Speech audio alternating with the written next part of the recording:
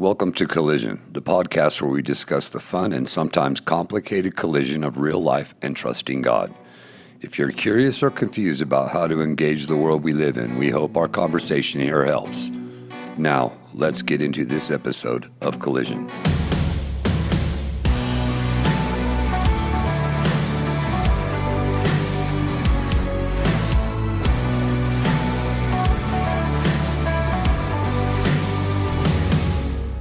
Welcome to the Collision Podcast. I am Matt Manning, the senior pastor here at Crossroads Church, and today I am welcoming Joel, who is actually the voice of Collision. And Joel, my question to you today is, are you ever envious of James' big, beautiful beard? Yeah, I can't grow a beard like that. There's no way. I often kind of wonder what happens, though, if he took that beard off. Would he have a really small face? Yes, yeah, and not a very good-looking one. That's why it's covered up with the. That's why it's covered up with the beard. Well, Joel, I'm really excited that you're joining with me today. Not only are you the voice of the Collision Podcast, but you also have a pretty remarkable story as someone who came to Crossroads and really found life here. And over the last really a couple of years, you and I have really grown in our friendship together and become good friends. And I just thought it would be cool if we just sat down and had a conversation of how God's working in your life, through your story, and what He's doing in your life today. And so, it was a couple of years ago, almost 3? 2 years and 3 months. 2 years and 3 months, where you were at just a point in your life where your wife literally kind of carried you in to Crossroads Church. And that was probably one of the lowest moments of your life. I won't put words into your mouth, but maybe as we just begin your story, start with what brought you there? What was going on in your life that your wife literally carried you into the church that day? Well, it's over the course of about 43 years before I finally got it together. Started off young, 13 years old, found that I wasn't really fitting in. I wasn't cool, Alcohol became the cool thing, not knowing if I looked back at that day, this would be something I'd carry with my whole life. Wow. So that was 13. Right around 16, then started into hard drugs. Found that led me to a lot of people that aren't probably desirable to most people's culture. Yeah. Got mixed up in a lot of things. I found that it was easier to provide for my habits by getting involved deeper, It got me into a lot of trouble, led me down a lot of bad roads. Ended up doing quite a bit of time behind bars over it. Lost a lot of friends, really destroyed my family life. At that point, I'd already been a father of one of my sons. So they ended up leaving. My son was gone. Everything didn't work out so well. And I just went in deeper, drinking and drugging. And then I did some time and got out, decided to start all over. Got back together with she's not my ex-wife, but got back together with her, and we had another son. And I just found the same people and went down the same road. It just couldn't get away from it. It was just... It started off being cool, As a kid, you're cool. If this is you, then you fit right in, Come to find out it wasn't very cool, and I found all the same people again. And I had moved 600 miles from where I was born and raised to get away from this trouble. Yeah. So then it destroyed our marriage. She ended up leaving again. This time she took both of the boys, and it was just a tragic event in my life. And I thought I had it under control at that point, but then it just went deeper and deeper again. I continued to find those same people and do the same mistakes over and continuously over and over again, to where it just destroyed every relationship I had with anybody and everybody I loved. Yeah. All the friends I had weren't really friends. So then I'm with Amanda now. This is my marriage that I just cherish, this marriage. Yeah. And I was really happy. We started a life together, and I no longer had the desire to do drugs anymore. I wanted to quit. So once again, pack it all up. I moved from California to Colorado to start over again. Yeah. And I put the drugs down, amazingly. Yeah. Not knowing that God had a part in this the whole time. I believe, and I know that God has directed me through this, but I was just not smart enough to open my eyes and see that, you know. The alcohol, I could never break that. And I had a good habit of saying, you know, I'm not that guy. How could you be that guy, be an alcoholic, and how could that affect your life? I couldn't believe it. You know, people are just, it's not a problem, right? Yeah. It became a problem. It became a real problem to the point where it was affecting my work, my home life. Amanda, who I adore and who has helped me through all this, sticking with me and sticking with me. One day she ended up taking me to the hospital. Yeah. And at this point, I think in your story, you once told me that every day started with a fair amount of alcohol just to begin the day, just for you to get through the day. That's where you were at in your life. Yeah, I was at the point where I could go right around an hour and a half before I was violently ill, shaking, couldn't write my own name. Wow. Couldn't function Yeah. without alcohol. So yeah, the start of the day and throughout the course of the night was just continued drinking in order to avoid that sickness. Yeah. Yeah. So Amanda loads you up into the car, takes you to the hospital. Loads me up in the car, takes me to the hospital. That time they had to use a wheelchair to get me in. Yeah. They did all sorts of tests on me. At that time I had pancreatitis Okay. and pneumonia. Yeah. I weighed 124 pounds. Okay. I was violently ill. They kept me at the hospital and they put me on detox drugs to keep me from going into, say, seizures or a heart attack or something like that. Right. Right. And so you're at a pretty low point there in your Yeah. life. So they released you? They released me, and in fact, Amanda, my wife, said she was very surprised that I didn't ask her to stop at the liquor store on the way home from the hospital. Okay. I was determined that was going to be the last time I drank because, in fact, the doctors and the nurses, aside of me taking her aside and saying, listen, he's going to die. Yeah. If he starts this again, he's going to die. Yeah. Yeah. So you're at home, right, after you are in the hospital, and part of your story is that, if I remember right, is that you're in the basement, right? And Well, this was the second this time. was the second. All right, go.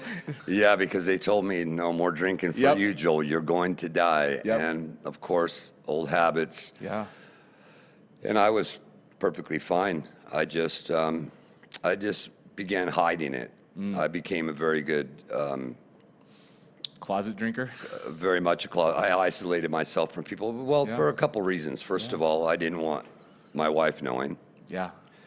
And I didn't want to share with anybody because I was looking on how much I had left to make it through the day or through the night.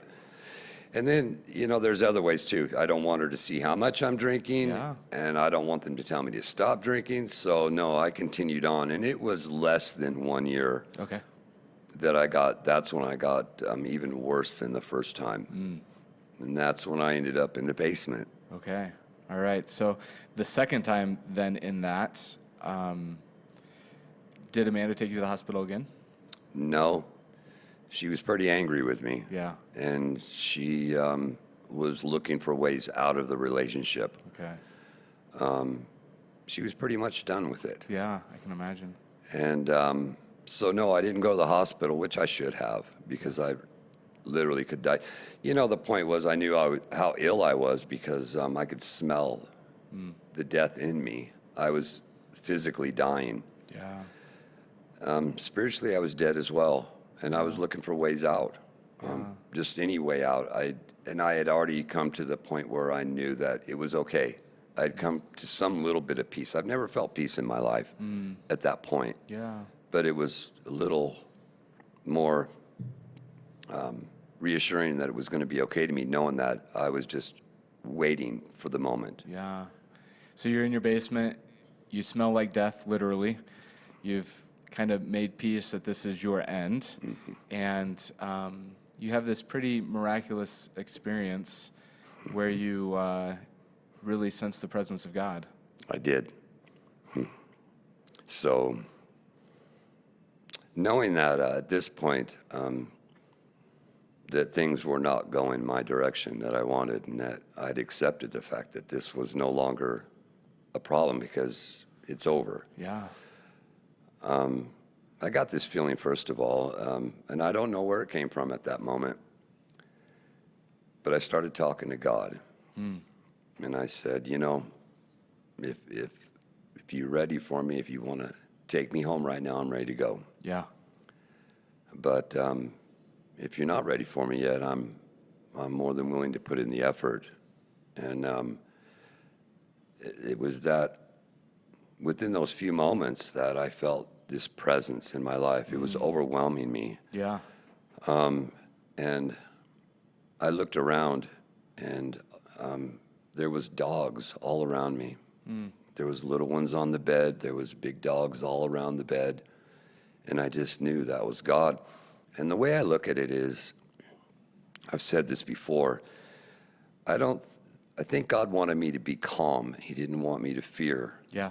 I think he wanted to put something in front of me that I knew was peaceful. And so that's why I say he sent angels without wings to me. Yeah. And I knew that was the turning point, because see, as a kid, not fitting in and trying to be cool and doing all this, I always had this discomfort and never really felt peace. Yeah. And at that moment, it was the most incredible peace I've ever felt in my life, and I knew it was God. So at that moment, I never took another drink again. Yeah. That was the end. That was the end of my drinking. And over the next couple of days, Sunday comes around. It did. And how'd that conversation happen with Amanda that she was willing to bring you here?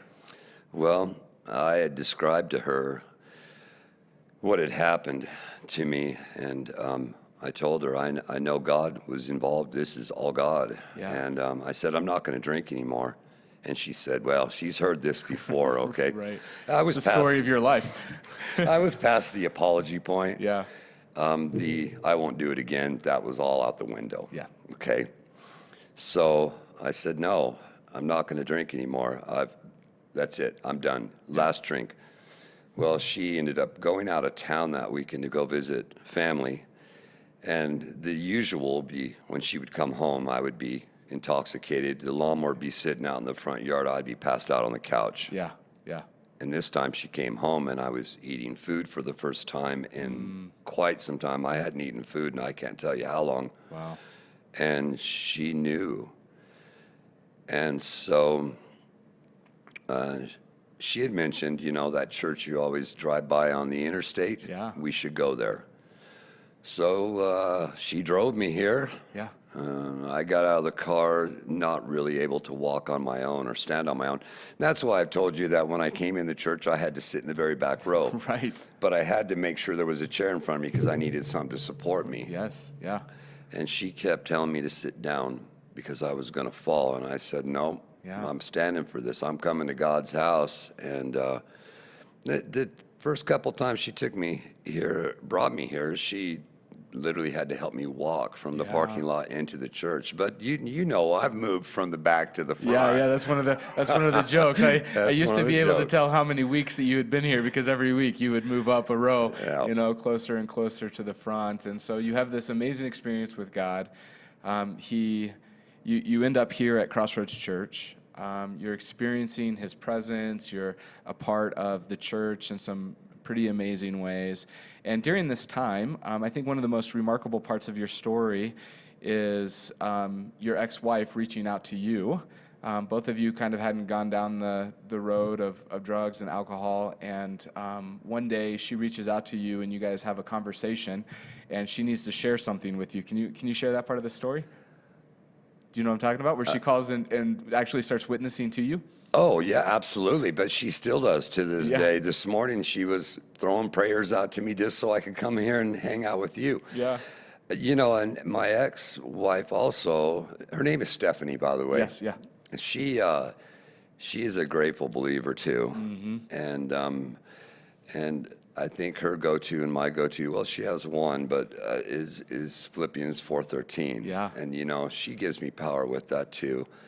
It's been an amazing journey with her as well, because no longer are we enemies Yeah. of one another. We're family, Yeah. and it is amazing. Yeah, I think it's so remarkable that during this time, as God's bringing you in, that He's also begins to reconcile that relationship between you and Stephanie in such a way that she reaches out to you to tell you about this great thing that's happening in her life with Jesus at the same time that Jesus is doing Absolutely. this in your life, and how that really brought this reconciliation into being. And just the way that God heals all things. Not only did He take away the drugs and the alcohol in you, right? Not only did He begin to redeem that relationship with Amanda that she didn't walk out, but stuck, but He also redeemed relationships from the past with Stephanie and even your boys, to where My boys, yeah. My boys and I have a great relationship now. It's amazing to see the power of love. And in fact, my youngest, who was not even interested in going to a church, has now been baptized and very active in his church. Yeah. Stephanie was also baptized. I'm grateful. I'm more than grateful, I should say. The power. I give all this glory to God. It's what changed my life. Absolutely. Absolutely. And so it was just 2 summers ago now, right, that you and I had the opportunity to do baptism, that you got to the point where you said, hey, look, I want this faith of mine to be public.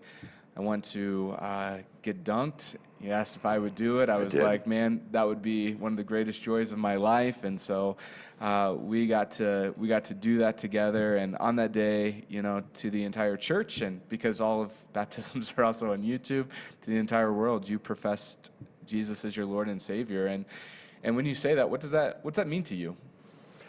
There's a lot of ways to look at it. First, I'll tell you the moment was incredible. Yeah. I got very inspired to go further after that baptism. That was a great moment. It gives me a reason to be openly honest about it. Yeah. Because, I'm not afraid of anything anymore. I think I've been given a spot in the book for sure. Yeah. I know my name's written now. Yes. And that's important to me, because I did have this fear, and I don't know how anybody could take this either, other than what it sounds like. I didn't want to meet Jesus with the smell of whiskey on my breath. Okay, because I wasn't afraid to die, but I was terrified that I would meet Jesus and I smell like whiskey. Yeah. And so to know Him differently now, to say, hey, I'm ready for you. Yes. That was a glorious moment for me. The baptism was important to me. Yeah. And the energetic feeling of people witnessing that, it's I don't know how you describe that. Yeah. I think it's personally to everyone different, but to me it was just exhilarating. Yeah. And it was, I figured it started with you. And this whole conversation began with you, just you and I personally, one-on-one. Yeah. And I needed that moment to tell you my story. Yeah. Because it was hot on my mind, and it was awesome to be able to express that to someone who understood. Yeah. Yeah, it was really a cool moment. I'll probably remember it the rest of my life, of us going to Doug's Diner together. Yes, we did. And sharing some food, and you just sitting down and going, Pastor, I need to share something with you, and me not knowing what it was that you were sharing. And then, you really just speak to the whole story that we just shared here, and the way that God really moved in your life, and the way that Jesus saved you. Absolutely. And just this incredible story. And even since that day, over these next couple of years, just seeing your growth, Joel, and who you are, your, unashamed to proclaim who Jesus is, but even beyond the proclamation, this contentment and faithfulness in which you live your life with, life hasn't been all, rainbows and kittens for you since you Yes, came to Christ. it has not. And you've faced a fair amount of trials, and yet still in that, your faithfulness to Jesus is at the forefront every day. Nobody who knows you, right, doesn't know your love for Jesus. Everybody's very much aware of your love for Jesus, which I think is just so cool. And so today, how many? What's the sober count? Well, it's 2 years and 2 months, and the 3rd of February will be 2 years and 3 months. Yes, yeah. And I do keep track of them. I know some people go, if you tell somebody, hey, when was it that you got saved, or when was it that you decided that was enough? And they go, oh, that moment. Yep. It's a moment you'll carry with you forever. Yeah. And I've only asked God to let me be his voice. Yeah. And put me in a place where I might be able to help just one person. Yeah. Go through what I went through. And now he's placed many in front of me. Yeah, which is really cool that out of your story, really, you got involved with the very beginnings of Celebrate Recovery here at Crossroads, which is a ministry that helps people with their hurts, their habits, and their hang-ups. Mm-hmm. And for many people, that means substance abuse. Yeah. And so you got involved in that, and not just as a participant, but also with some leadership opportunities in there. And so maybe just share with how God's using you in that space of really redeeming the sins of your past and the hurts of your past, the habits of your past, and how he's using your story in the lives of people who wander into Celebrate Recovery. Well, we talked about that on that lunch date. You said, Yeah. I think we have something coming up that you might be interested in. Yeah, absolutely. And so I did pursue that. So I started off as the training situation, going there and training and learning kind of the format of how it all works. And then ended up becoming a leader at Celebrate Recovery. And it's an every Monday night thing. And I just try my best to help people. It's not a judgment. Yeah. It's more, and we try to bring it up. It's not a handout. This is a hand up. Mm-hmm. And as far as my role in it, I think my story has already touched a lot of people. Yeah. And it's all age brackets. There's nobody that's not touched by some sort of ailment or addiction or whatever. It hits everybody's family, and it doesn't matter. It doesn't have an age limit or anything. And I've got a lot of response back from people who feel like, wow, I have something to look forward to. Yeah. Maybe there's a light at the end of the tunnel, It's Jesus. Yeah. He's at the end of the tunnel waiting for us, you know what I mean? Yeah, but absolutely. Gives me that opportunity. I work hard at it, and I enjoy it. Yeah, and it's just so fun to see how God is using you in people's lives and really, as both a testimony for him, but an encouragement to them. Yep. That, hey, look, this is where I was at, and this is where I am now. And that can be your same story, which is, I think, is what's, so powerful about each and every one of our stories, right? Whether it's the story of drug and alcohol abuse like yours, or the story of God's faithfulness, in my life from a very young age. Like, there is this, we all have stories that someone else can relate to. And in those stories, they can go, well, if him, maybe me. Right. If her, maybe me. And I think that's just the power of the way that God works in and through us is through, our lives and what we've gone through and what we've experienced. And then at some point in our lives, we get opportunities to share our story and encourage someone else along the road of faith. And then we get to sit back and get the front row seat, right? Like, that's one of the cool things about being where you're at Celebrate Recovery, is that you get a front row seat into watching God do amazing thing in people's lives. And that is so, so cool. Yeah, it is cool. I've actually witnessed recently, we're in the STEP study at Celebrate Recovery as well. So I'm with 12 men, all going through different things, some the same, some different. Yeah. But I have literally watched the growth in these men, and it is incredibly rewarding. Yeah. The power of Christ I'm sure. is just amazing. And God's working in all of us. You know, even the men that attend and the women that attend Celebrate Recovery, because it's for both, Yeah. as all being individuals, I can see the growth. And we make it a family thing. You know, we do have childcare there for them. So families that struggle with, well, who's going to watch our kids? We need help. And Yeah. you know what? This is God saying, here you go. Yep. We got a place for you. Yeah. With a meal, childcare. Yeah, we try to tear down all the barriers to be able to really help people. One of the things that, you know, I really appreciate about your story, Joel, is I just think of the words of Jesus, you know, that when he came into this world, he's talking to the Pharisees in this moment, and he says, look, like, it's not the righteous who need to see a doctor, right? That I came for the sick. Mm-hmm.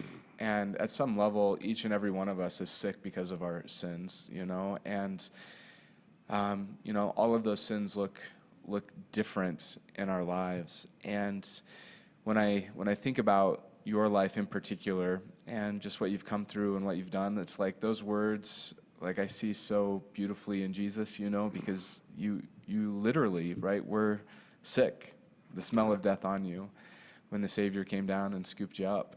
And Amen to that. And now you're living life for him in some pretty cool ways. And for me, it's just a joy to see. It's a joy to be your friend, be able to call you my friend, to be able to sit down here and hang out and share your story today. And I guess as we just kind of bring this to a close, is there anything that you would tell someone who maybe was in your circumstance, you know, who's struggling, you know, making the promises every day, saying, you know, never going to take another drink again, that this is it, making those promises, apologizing, you know, but still falling back into that. If there was something that you could say to them, what would that be? What that would be for me to say to them, honestly, I would say what worked for me was God. I would say give it up. And you have to give it up entirely. You have to let go. And giving it up, excuse me, entirely is sometimes hard to do for anyone, including myself. Yeah. But when you do give it up entirely and come to that moment where you say, that's it, I'm done, I mean, give God a try. Yeah. Because that was best medication I ever got. I mean, to walk away, I did. Yeah. Then I also say, be honest about yourself. Yeah. Are you feeling like, man, I'm doing everything I can to quit and I just can't? Because there's moments that you're going to struggle. Yeah. But if you truly put the work into it, keep your faith strong and be hard on yourself about it. No, I don't need that drink right now. I don't need to feel this way right now. I'm not going to take the blame for something somebody else did. I mean, sometimes we got to give ourselves a break. Yeah. And just let go, let God. Mm-hmm. It's not easy. I can tell you, it's not easy. This was a struggle for me. Yeah. But I tell you, once I realized that God was on my side and that Jesus was walking hand in hand with me, it sure was a lot easier. And on the other hand, too, it also gives you that moment where, well, who's going to know if I do this again? Oh, I can tell you who's going to know because he's the one that got me out of this. Right. Okay. Right. Well, that's a really good word, Joel. And like I said, I really appreciate you joining and a willingness to share your story. And, you know, my prayer is that as this story is shared, that other people would find hope and encouragement in it, and that they would make, you know, that they would see Jesus the way that you see Jesus. And so if that's you today, man, I just want to thank you for listening and let you know that when it comes to Crossroads Church, that we're a place that wants to help. We want to see people flourish mentally, physically, emotionally, of course, spiritually. And if you find yourself in a place where Joel was, we want you to know that you're welcome here. You can find us at crossroadsabc.com online, or if you're in the Denver area, just make your way to Thornton, and you'll see us off the interstate, just like Joel did. Just like I did. All right. Well, Joel, thank you. Thanks for joining us today. Thanks, see you. Everybody. Thank you for listening to Collision. This podcast is a production of Crossroads Church in Thornton, Colorado. For more excellent content, please visit crossroadsabc.com.